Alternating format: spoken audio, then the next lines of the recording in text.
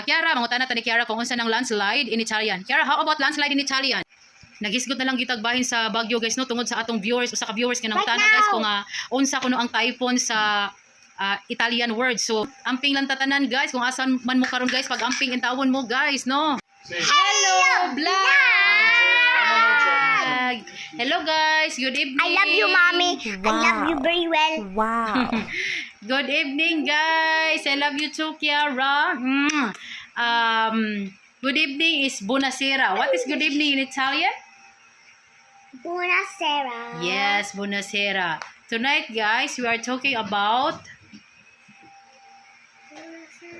karong gabi una, guys, talking ta about sa ano, guys, bahin sa kuan guys, no, Baguio, guys, kay naman to'y nag-ask na mo before na unsa daw to ang typhoon ni Italian. So karon mo kuan na lang mininyo guys, mo tudloan ta mo kung sa Italian nga word ana mga kuan uban pa guys, example ng mga flood, hangin, yun na kay Bagyo man ron guys, magstoryahan ta bahin ana no.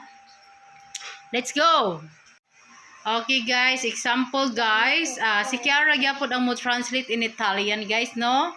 Ako English. Example, strong wind in Italian. Vento forte. Vento forte guys. Karon mangutana na pud ta ni Kiara guys no nga kuan guys kanang unsay Italian word sa flood. Kiara, what is a flood in Italian word? 3, 2, 1. Alluvione.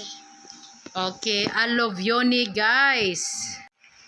Nagisgot na lang gitag bahin sa Baguio guys no tungod sa atong viewers usa ka viewers nga nangutana guys kung unsa kuno ang typhoon sa Italian word. So amuan na lang yung giano guys no gitopic guys karong adlaw. Basta amping lang tanan guys kung asan man mo karon guys pag amping intawon mo guys no. Okay guys, ari guys, last ni siya guys. Kiara, mangutana ta ni Kiara kung unsa nang landslide in Italian. Kiara, how about landslide in Italian? 3, 2, 1. Frana. Okay guys, frana guys. Okay guys, that's all for today guys. Amping lang mo ang tanan kung asa man mo karon guys. Ha, bye bye guys and thank you for watching. Bye. Bye. I love you, mommy.